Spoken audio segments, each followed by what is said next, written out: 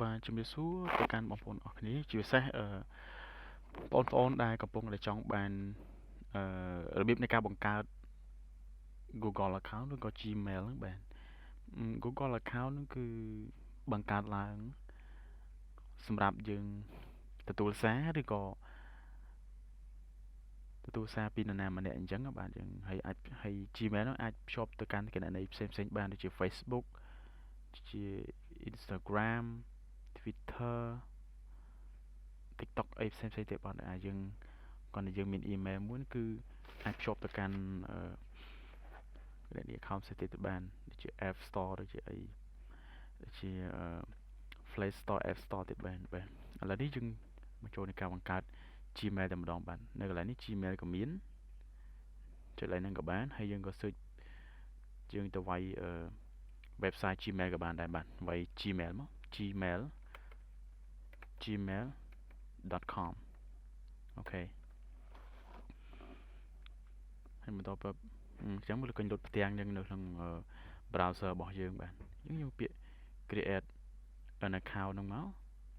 បាទ create an account នេះខាងក្រោមនេះក៏មានខាងលើនេះក៏មានបាទ forward ឬក៏បានដែរហើយនេះ sign in គឺសម្រាប់ដែលយើងមាន account ហើយសម្រាប់ sign in អញ្ចឹងណាឥឡូវនេះយើងធ្វើការបង្កើតនៅ account មួយបាទយើងធ្វើការបង្កើត account មួយទៅបាទចុចលើនឹងមកយ៉ាអូខេអញ្ចឹងកន្លែងនេះនាមខ្លួនយើងដាក់ពាក្យនាមខ្លួនទៅបាទភាសាអង់គ្លេសគេហៅថា first name បាទនាមខ្លួនដាក់ឈ្មោះមកលើដាក់ឈ្មោះគណនីរបស់ខ្ញុំចុះឈ្មោះមួយចុះគេហៅថា post post នាមត្រកូល everyday អញ្ចឹង everyday post every day everyday យ៉ាឡើយឈ្មោះអ្នកប្រើប្រាស់នេះគឺ username អញ្ចឹងយើងវាយយើងចង់បានប្រភេទម៉េចយើងដាក់តាមហ្នឹងមកតែសម្រាប់ខ្ញុំដាក់អឺ post everyday everyday ពីចាន post everyday គេមានហើយអញ្ចឹងដាក់ everyday ខ្មែរមកបាទ everyday ខ្មែរម្ដងនេះគឺពាក្យសម្ងាត់បាទបំពេញពាក្យសម្ងាត់ហ្នឹងគឺហើយខាងក្រោមនេះយើងអាចប្រើអក្សរលេខនិងសញ្ញាចុចបានអូខេឬក៏សញ្ញាផ្សេងៗបានអញ្ចឹងតែយើងដាក់អក្សរតែសម្រាប់ខ្ញុំគឺដាក់ទាំងអស់ចឹងហ្មងបាទទាំងអស់ដាក់អក្សរទាំងអស់ចឹងហ្មងហើយពាក្យសម្ងាត់ដែលយើងចង់បានហើយពាក្យសម្ងាត់នោះគឺ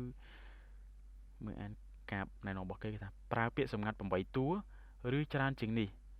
ដោយរួមបញ្ចូលអក្សរលេខនិងសញ្ញាអូខេចឹងយើងអាចប្រើ8តួបាទឬក៏ច្រើនជាងនេះរួមបញ្ចូលនឹងអក្សរលេខនិងសញ្ញាអូខេយើងធ្វើការបង្ហាញ password តិចមកដើម្បីឲ្យបងប្អូនអត់ឃើញបាទឲ្យ password មកសម្រាប់ខ្ញុំគឺដាក់ password មកខ្ញុំសាវិន2023ដុល្លារសញ្ញាចុចមួយឃើញអត់គឺត្រូវមាន8តួលើសពី8តួមើល6 7 8អូលើស8តួបាទអញ្ចឹងយើងវាយមកវាយដូចគ្នាបាទដូចគ្នាដើម្បីយើងហៅថាបញ្ជាក់នៃ password របស់យើងបាទអញ្ចឹងយើងចុចពាក្យបន្ទាប់មកបានដល់ជំហានមួយទៀតនេះគឺយើងបំពេញលេខទូរស័ព្ទក៏តែដំណាក់កាលទី1គេថា Google សូមស្វាគមន៍មកកាន់ Gmail របស់យើងនេះបាទបង្កើតនេះលេខទូរស័ព្ទនេះគឺយើងដាក់តាមប្រទេសបានយើងមានប្រទេសច្រើនណាស់យំប្រហែល100ប្រទេសដែលនៅក្នុងពិភពលោកហ្នឹងបាទនេះទៅដល់ឥណ្ឌូនេស៊ីតែយើងវាយកម្ពុជាមកកម្ពុជាគឺ rank នៅមុខគេហ្មងដោយសារតែម៉េចដោយសារយើងប្រើ location នៅក្នុងប្រទេសកម្ពុជាអញ្ចឹងវាចាប់ប្រទេសកម្ពុជាមកយើងបាទដាក់ប្រទេសកម្ពុជាមកបាទហើយគូចាប់ថាប្រទេសកម្ពុជារបស់យើងគឺលេខកូដ855បូក855នេះសម្រាប់លេខទូរគមនាគមន៍បាទអញ្ចឹងវាយលេខទូរស័ព្ទយើងចូលមកបាទ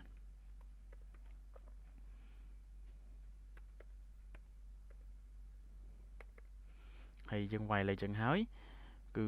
លេខកូដហ្នឹងគឺយើងផ្ញើចូលទៅលេខទូរស័ព្ទយើងបាទសម្រាប់យើងប្រើប្រាស់ដូចជា confirm នេះ Google នឹងឥឡូវអានកាន់នំអូខេ Google នឹងប្រើលេខទូរស័ព្ទនេះសម្រាប់តែរក្សា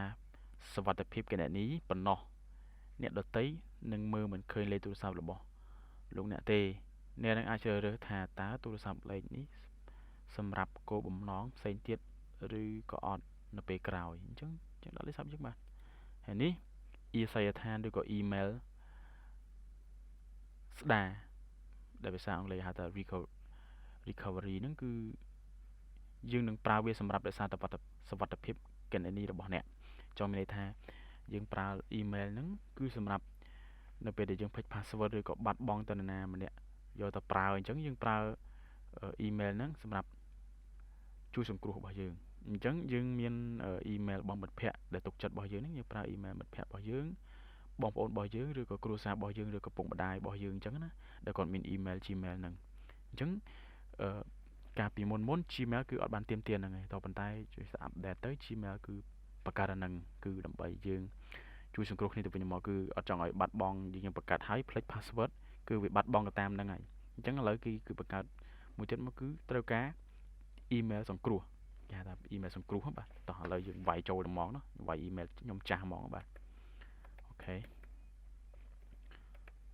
ដើម្បីជួយសង្គ្រោះ email របស់ខ្ញុំហ្នឹង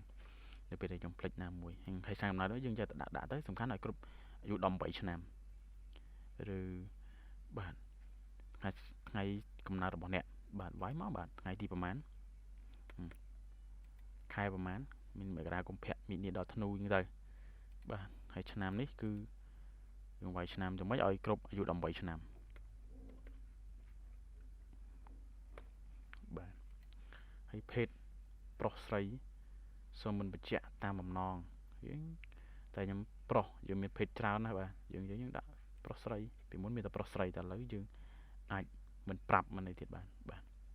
ហើយនេះមូលហេតុដែលយើងមិនសាកសួរព័ត៌មាននេះហេតុអ្វីបានយើងសួរព័ត៌មាននេះឥឡូវយើងចង់ដឹងយើងទៅស៊ើបមើលទៅនេះគេប្រាប់មកយើងសួរព័ត៌មានហ្នឹងមិនយើងចង់អានបន្តទៀតយើងអានទៅតាមតែយើងអត់ត្រូវការហ្នឹងទេយើងគ្រាន់តែគោលបំណងរបស់យើងគឺចង់បង្កើតទៅ Gmail ថ្មីមួយបាទអូខេចឹងគេថាផ្ទៀងផ្ទាត់លេខទូរស័ព្ទរបស់អ្នកដើម្បីប្រកាសថាលេខទូរស័ព្ទរបស់អ្នកគឺរបស់អ្នក Google នឹងផ្ញើសារអក្សរដែលមានលេខកូដផ្ទៀងផ្ទាត់6ខ្ទង់អាចនឹងគិតប្រាក់តាមអត្រាទូទៅអាចគិតប្រាក់ទៀតតែយើងអត់គិតប្រាក់ហ្នឹងនៅពេលដែលយើងភ្ជាប់ទិញរបស់ទិញអីតាមរយៈ email របស់យើងមិនអាចគិតប្រាក់ប៉ុន្តែនេះគឺអត់គិតប្រាក់ទេបាទផ្ញើទៅហ្មងបាទលេខកូដ6ខ្ទង់នឹងបានមកដល់ទៀតនឹងបានមកយ៉ាឬសូរសំឡេងទិញបាទហ្នឹងគឺផ្ញើ Google account ក៏ផ្ញើមកឲ្យបាទខ្ញុំវាយចូលហ្មង6ខ្ទង់ហ្នឹង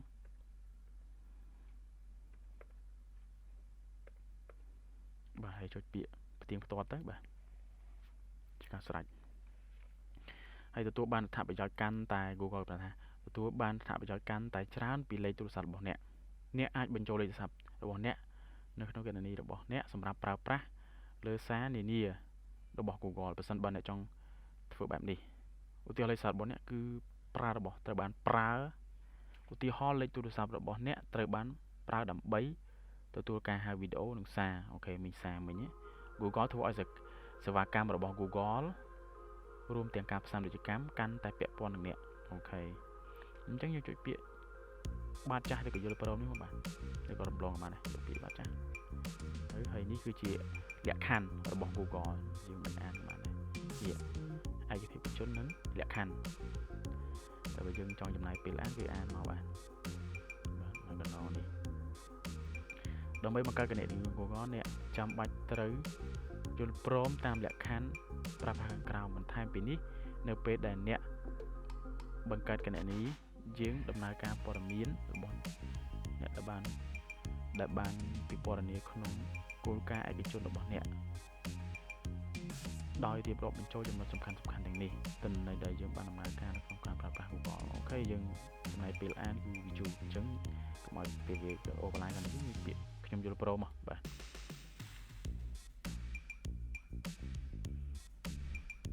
នេះណា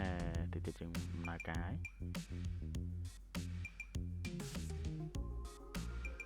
បាទឥឡូវនេះយើង ដំណើរការ Gmail ហើយ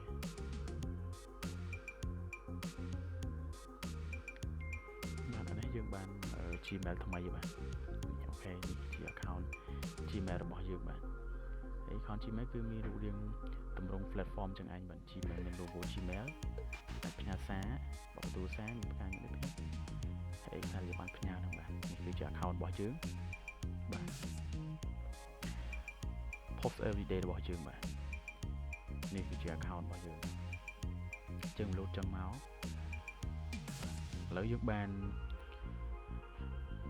Gmail ថ្មីមួយហើយអញ្ចឹងអរគុណទៅដល់បងប្អូនអរគ្នាដែលបាន